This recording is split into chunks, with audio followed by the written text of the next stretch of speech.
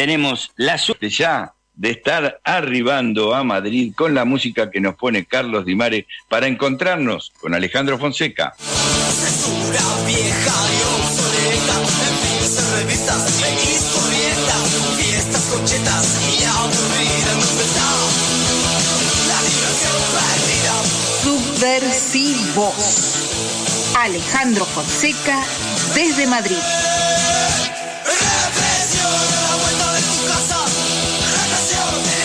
¿Qué dice Alejandro Fonseca? Desde temprano venimos hablando de su columna, inclusive hice intercambios vía WhatsApp mientras estaba en medio del programa con compañeros de otros sindicatos de la educación de la Argentina, que recibieron el comentario que vos ibas a hacer a partir del título, y de cómo se van articulando, por un lado, los discursos y los relatos de la derecha, ¿no? Que lo venimos diciendo toda la mañana, pero también las políticas, que es lo que esconde esos relatos rimbombantes, pero después se consolidan en políticas que van contra los intereses populares, de los trabajadores y en este caso de los pibes que estudian, porque lo que plantea ahora ya Rodríguez Larreta es obligación en quinto año para escuelas públicas y privadas de hacer estas experiencias con las empresas. Así que bienvenido, Alejandro, y queremos escucharte. Saludos subversivos y buenos días una vez más, Néstor, desde Madrid, cuando tenemos 8 grados en la capital. Es para mí un placer saludarte una vez más en este 10 de diciembre, Día Internacional de los Derechos Humanos. Tenemos nuestro pensamiento siempre con la gente vulnerable, con los desfavorecidos. Buscamos siempre desde salir por arriba a construir un mundo mejor. Y bueno, no queríamos olvidar el Día Internacional de los Derechos Humanos. Así es, hoy hablamos de educación y del derecho a una educación digna, pública y de calidad, tanto para estudiantes y docentes, y recalco lo de pública porque justamente lo que propone Larreta es la privatización, que sigue avanzando. Concretamente, pues como ya sabrán mucho, este jueves Horacio Larreta dijo que a partir de 2023 los estudiantes tendrán que realizar prácticas laborales obligatorias. Hoy analizamos cómo este experimento liberal por parte de la derecha busca convertir las escuelas y las universidades en una extensión de las empresas y del mercado, si es que no lo son ya, como ha pasado en España. Comenzamos. Adelante. Pues sí, los alumnos del último año de escuela secundaria de Buenos Aires deberán trabajar para aprobar. Así empezaba el artículo del País cuando lo leía y me informaba, que describía cómo en Argentina Larreta hará obligatorio que todos los estudiantes de último año de la secundaria tengan prácticas obligatorias. Larreta las impulsa argumentando que mejorarán el aprendizaje de los estudiantes, que tendrán contacto con las tecnologías empresariales y que facilitará la entrada de los jóvenes en el mundo laboral. Lo cierto es que estas prácticas han sido criticadas, como por ejemplo por el sindicato educativo ADEMIS, que dice que los grandes beneficiarios de este anuncio van a ser las empresas que van a tener mano de obra gratis y alguno que otro beneficio. Es la misma opinión que han manifestado diversos políticos y de hecho el descontento es ya histórico. Desde 2017, como recordaremos, los estudiantes se encerraron en los colegios, en las aulas, contra justamente la reforma de Larreta que al final ha conseguido imponer. Y como si fuese poco, con esta nueva reforma, Larreta ya tiene escándalos en materia de educación. Por ejemplo, el pasado 28 de noviembre se presentó una denuncia contra el gobierno de Larreta porque el gobierno porteño elige a dedo a directivos de escuelas afines al PRO. Y a todo esto recordamos que en todo el Estado argentino hay 18.000 trabajadores precarizados. Bueno, pero queríamos hacer una contraparte con España, porque sin duda esto es bastante imitación del programa electoral que ha tenido la derecha aquí. Si bien hay modelos con prácticas que realmente posibilitan una movilidad social y funcionan bien hasta cierto punto, como es el caso, por ejemplo, del alemán, también el caso español es un claro ejemplo de la trampa que son las prácticas y cómo en el fondo son la punta del iceberg de lo que Macri o el Partido Popular quieren hacer. En España, las reformas neoliberales de Rajoy en educación y trabajo fueron profundas y de shock, provocaron una alta temporalidad laboral, un concepto muy ligado a las prácticas laborales, y con el PP vino la ley 11 del infame ministro Wert, que era una ley que desmanteló la educación pública al promover justamente la introducción de la empresa en las universidades y en los centros formativos. Creó muchos colegios de élite y a la vez tuvo una subida histórica de un 66% de las tasas universitarias, que dejó a más de 50.000 alumnos fuera de las aulas sin poder estudiar, agudizando más las diferencias y desigualdades de clase. Y sobre todo, importante, enfocó a los alumnos con problemas hacia la FP, es decir, hacia la formación profesional, que acá en España le decimos a los estudios, que son las personas que eligen o hacer un módulo y que prefieren no seguir con el bachillerato ni con la universidad. De esta manera, las formaciones profesionales acá en España se llenaron de mano de obra barata lista para trabajar como becarios en empresas. Y por otra parte, el PP metió la reforma laboral de 2012, que ahora justamente el gobierno de España está intentando derogar, aunque ya veremos si lo consigue. Y esta reforma abarató el despido en su día, precarizando al trabajador al favorecer justamente la temporalidad, y esa reforma masificó el trabajo basura o los contratos basura, es decir, temporales, y en ese sentido estábamos en 2016, y Rajoy sacaba pecho diciendo que en un solo mes su gobierno creaba 1,7 millones de nuevos contratos laborales. Y claro, eso sonaba muy bien, pero de ellos solo 88.000 tenían una duración indefinida, lo que significa que el 95% era temporal. Esa fue la gran estafa de la creación de empleo y de la reducción del paro que nos vendió la derecha en España y que ahora pretende imitar en Argentina. La miseria laboral de España es que se explica justamente por la temporalidad laboral. Tenemos un 26% de temporalidad, mientras que la media de la eurozona es inferior al 17%. Y en España tenemos un ejemplo perfecto de un caso lleno de temporalidad, de un sector, la construcción. Justamente donde tanta plata se hizo hace una década en España, encontramos una tasa de temporalidad del 40% de los trabajadores. Esta cifra duplica ampliamente la temporalidad de la construcción en Europa y multiplica por 4 la de Alemania. En el sector de la educación también vemos un 28% de temporalidad y en la sanidad un 33%. España es líder en temporalidad en Europa. Si le sumamos la pandemia, el efecto ha sido que 9 de cada 10 contratos de trabajo firmados por jóvenes fueron temporales en 2021. Mirá, te leo lo que me manda Marcelo, uno de nuestros oyentes. Dice, la propuesta de Larreta y Acuña incorpora una fuente o fuerza de empleo gratuita de 50.000 trabajadores esclavos. Completamente. Que son los pibes. 50.000, mira qué casualidad, es el mismo número que te dije que de alumnos que se quedaron fuera de la universidad porque justamente el gobierno de la derecha lo que hizo fue subir el precio de las tasas universitarias, la gente no se lo pudo pagar y justamente mucha se tuvo que ir a formaciones o acabó en contratos precarios a través de prácticas. Justamente eso ya hablamos, ¿no? De la miseria que es la precariedad de este tipo de trabajos. O sea, el resultado es un desastre y así lo demuestran los datos, Néstor. Por ejemplo, el paro juvenil en España es un problema gravísimo y la privatización de la educación solo favorece las causas estructurales de este, es decir, contratos temporales, baja remuneración, explotación laboral, estrés laboral, falta de oferta de empleo público, falta de acceso al mismo, falta de puestos para los que muchos estudiantes nos hemos formado y no encontramos cabida en el mercado laboral. Y cómo no, también otra causa son las prácticas mal o directamente no remuneradas que pueden encadenarse sin que el trabajador consiga un contrato indefinido o fijo por años. O sea, puedes estar que tu jefe te contrate a ti joven justamente sabiéndose de tu vulnerabilidad y no te renueve, te eche, te vuelve a contratar o que incluso te diga que te tienes que esforzar más, ¿no?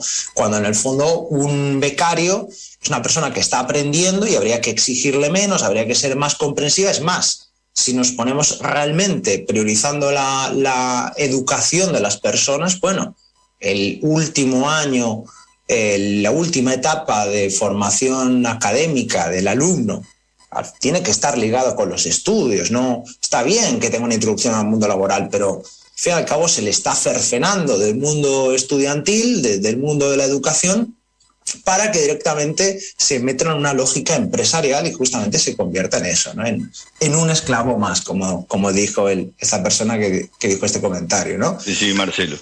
Y hace un año, en diciembre de 2020, el paro juvenil en Madrid, es decir, los jóvenes menores de 25 años, rondaba el 35%, y a nivel nacional hoy lo tenemos a 30%, el más alto de Europa, pero por mucho. Y con esa temporalidad y esas malas condiciones laborales, se entiende que 4 de cada 10 jóvenes menores de 25 años en España cobra salarios bajos. Un informe de este año revela que el 62% de los jóvenes de más de 25 años vive todavía con sus padres, porque claro, sin contrato indefinido, los jóvenes muy difícilmente conseguimos alquilar una casa sin un aval.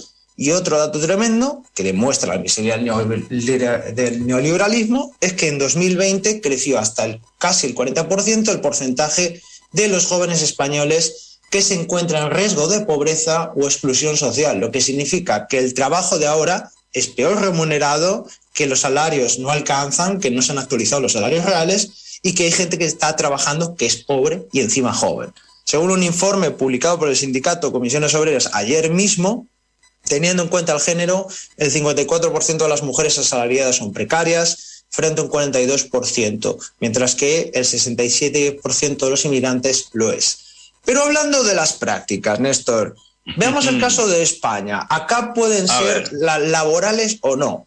Si no lo son, según qué tipo sean, no te pagan. Y los becarios están siempre en un limbo, porque realmente no son tratados como trabajadores, a pesar de que hacen lo mismo que cualquier trabajador. De hecho, son trabajadores, pero el capitalismo se empeña en dividirnos, en jerarquizarnos y en dejarnos en una situación legal y emocional de indefensión. A los becarios se los considera aprendices y no trabajadores, aunque se les exige muchas veces más que al resto. Y al estar en esta situación vulnerable, los becarios en práctica son muy perjudicados porque gozan de menos derechos comparados con otros trabajadores. Por ejemplo, un becario puede estar sin cotizar, no están protegidos por la aplicación del convenio laboral, o desconocen el convenio, o incluso el empresario se lo niega o se lo oculta, como por ejemplo me pasó a mí en cierta ocasión. Además, los becarios no suelen disfrutar de vacaciones y cobran poco más de la mitad del salario base de un trabajador común. Es por eso que muchos empresarios aquí en España prefieren eternizar la precariedad de ser precario para pagar menos a una persona que hace las mismas cosas por menos, pero con mayor dificultad porque está aprendiendo. Además, si quieren, lo despiden y lo vuelven a contratar, como he dicho antes, y cómo serán fuente de miseria y explotación estas prácticas que pretende meter la Reta, por lo menos en el caso de España, que en 2020 la Eurocámara, que no tiene sospechas de ser un organismo socialista ni mucho menos, pidió prohibir las prácticas laborales sin remunerar porque dijeron textualmente que suponen una explotación de los jóvenes. ¿Y cómo será que esa explotación se lleva vidas? Y es que hablamos de vidas. Esa explotación provoca que, entre otras cosas, el 80% de los españoles de entre 18 y 29 años y entre 30 y 44 reconoce haber sentido estrés en el último mes, y el principal motivo señalado por los jóvenes en esta encuesta, con un 40%, incluso por encima de los problemas familiares, han sido las dificultades laborales de su entorno. Esta situación no solo hace que España sea el país que más ansiolíticos consume de Europa por sus altos niveles de estrés, sino que provoca incluso muertes como la de un joven de 20 años hace una semana, que se suicidó el pobre chico después de denunciar que trabajaba 12 horas al día de lunes a sábado y sin vacaciones, en total 70 horas semanales. Ahora un sindicato ha ido a juicio y pide que al juez que se le considere accidente laboral y no se lo considere suicidio. Es fuerte, sí. Es muy fuerte, sí, me quedaba escuchando el relato, pero te digo, se van sucediendo y mientras te voy escuchando a vos y otros compañeros, está muy álgido el debate sobre si ir a la plaza o no ir a la plaza, si se justifica o no se justifica, pero además aprovechan los compañeros y tiran relatos como el que vos acabás de decir, ¿no? Fuertes, qué sé yo. Hoy desde Catamarca me anuncian que detuvieron a un representante de un pueblo originario, le dije si quieren salir. Bueno, hay toda una situación de gatillo fácil que siempre cae sobre los jóvenes. Por eso lo que hace Larreta, que yo no sé si lo va a poder concretar o no, porque bueno, ya hay oposición a eso por parte de los sindicatos, la comunidad educativa, ya lo intentó hacer hace 5 años, y no pudo, no prosperó. Digo, lo que hacen ellos es ir dando la batalla de ideas. Justo. Justo. Claro. Estaba pensando en eso y justo te quería hablar de eso, porque estaba pensando, y seguro que vos también lo tenés en mente, la visita de Pablo Casado a Buenos Aires, que todas las declaraciones que muestran justamente ese plan conjunto de la derecha, ¿no? Claro, por llevar a cabo cierta agenda. Es lo mismo que cuando plantearon en plena campaña electoral el tema de las indemnizaciones. Acá en la Argentina la legislación para las indemnizaciones es potente, es buena, no se derogaron las indemnizaciones, los empresarios te tienen que pagar, inclusive hubo una ley y hay una ley que no te pueden despedir en medio de la pandemia, si te despiden te tienen que pagar doble indemnizaciones, pero el PRO y la derecha lo que tira es que no debería haber indemnizaciones a manos del empresario, sino que cuando vos entres a trabajar tenés que ir guardando tu platita en una caja, así cuando te despiden vos te pagás tu propia indemnización y tenés los recursos, un ahorro obligado. Esa es la misma propuesta que tiene aquí el PP y que es peor, claro, que la tiene hasta el PSOE. Por eso es que a veces digo, es lo siguiente que te iba a decir, que esto lo propone Larreta, pero ¿sabes qué es lo mismo que propone Larreta? Lo mismo que propuso acá el gobierno socialdemócrata de Pedro Sánchez y Podemos. Porque te voy a contar, derogaron la ley de la educación de Wert, ¿ok? Pero luego sacaron, hace no mucho, de hecho, un proyecto de ley orgánica de ordenación e integración de la formación profesional que daba mucho más peso a la empresa. Y eso, las medidas que toma esa ley es que, por ejemplo, ahora la empresa es responsable hasta el 50% de la formación en las prácticas. El aspecto positivo, seamos honestos, con todo a veces lo hay, es que esta ley por lo menos recoge lo mínimo que podemos exigir, y es que los contratos de práctica sean contratos remunerados, que se pague, que no trabajemos gratis, como se hace, por ejemplo, en el modelo alemán, lo cual es muy necesario porque, como digo, muchas veces no se pagan las prácticas, vivís trabajando gratis acá. Y seguramente ahora simplemente mal paguen una miseria, pero por lo menos pagarán. Pero a cambio, la universidad pierde soberanía sobre la educación porque cede en varias cosas ante el sector privado. Primero, las empresas decidirán el nivel de horas de las prácticas y también pondrán nota y evaluación a los alumnos y, sobre todo, pondrán un tutor dual. Por lo tanto, la autoridad de la universidad, del Estado, de la función de la educación pública desaparece justo en ese momento tan importante que es el fin del ciclo estudiantil de una persona joven, ¿no? Y de alguna manera los tutores duales, los de la empresa, los de la patronal, podrán dirigir y ordenar a los docentes qué deben impartir y cómo, condicionando la libertad de cátedra de los docentes. Y saben que lamentablemente esto es casi igual que lo que hizo Rajoy y que lo que ha hecho Larreta, porque he mirado las medidas de su ley y son muy parecidas. Y cómo al final la socialdemocracia y la supuesta izquierda española también nos decepciona. Si fuese solamente eso, pero es que acá el ministro de Podemos, del que supuestamente deberíamos poder esperar algo más que del PSOE, que sabemos que es un partido convencional y escorado a la derecha, el ministro Castells hizo también una reforma de universidades que también metía esta formación dual y que tenía un montón de defectos, ¿no? Pero bueno, no quería terminar sin comentar justamente de cómo hemos visto a Pablo Casado diciendo que hay que meter en la OTAN a América Latina y tal, porque al final lo que vemos, la conclusión que vemos acá es el plan conjunto de la derecha por llevar su agenda en las distintas partes del globo, ¿no? Y cómo concretamente la derecha hispanoamericana, ya sea en materia de educación o en materia de alianzas geopolíticas, como puede ser el Mercosur o como puede ser este hipotético ingreso de la OTAN siempre coinciden, igual ya lo vimos hace unos meses, ¿te acordás, Néstor, cuando hablamos de esa injerencia contra Cuba, cómo fue orquestada desde aquí por Díaz Ayuso con el Grupo de Lima en la Casa América de acá de Madrid? Justo el día siguiente, después de que se habían reunido ellos, pasó todo esto. Y qué curioso que después de que Casado dice que ojalá Argentina, Chile, Uruguay se metan en la OTAN, qué curioso que justo hace unas horas veíamos que por primera vez un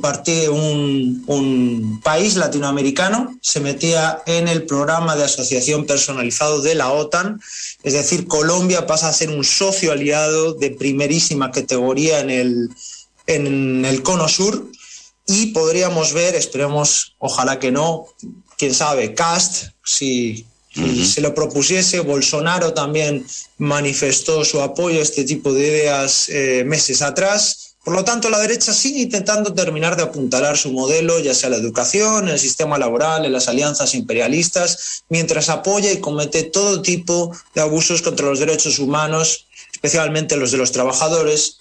Y como dije, hoy 10 de diciembre, Día Internacional de los Derechos Humanos, recordamos que esta lucha por mejorar el mundo y convertir la vida en algo digno para todos es una lucha de todos y de todas. Y que el artículo 26 de la Carta de Derechos Humanos dice justamente que la educación tendrá por objeto el pleno desarrollo de las personalidades humanas y el fortalecimiento del respeto a los derechos humanos y a las libertades fundamentales. La explotación y la precariedad que conllevan en numerosos casos las prácticas que propone la Reta no aportan nada de eso y vulneran el desarrollo personal humano, especialmente de las personas jóvenes. Por eso le decimos no a la reforma de la Reta. Muy bien, Ale. La verdad que te agradezco el trabajo para que vean los oyentes y oyentas, escuchen cómo fuimos complementando cosas que pasan en la Argentina con la experiencia de España y de otros lugares, como es el caso de Beto Almeida, para que un poco rompamos con el ombliguismo con el que pensamos las cosas y veamos la necesidad de solidarizarnos entre todos los militantes que pensamos lo mismo y que a veces ni nos damos cuenta la situación que se vive en otros lugares. Por eso Salir por Arriba agradece a compañeros como Alejandro, que bueno, ya nos queda un último viernes la semana que viene, con toda la esperanza de volver juntos, pero te esperamos el viernes que viene, Alejandro. Ojalá que sí, yo os quiero muchísimo a todos, incluido a los oyentes, y es un placer y ojalá que volvamos y estemos acá mucho más tiempo. Un abrazo. Un abrazo grande.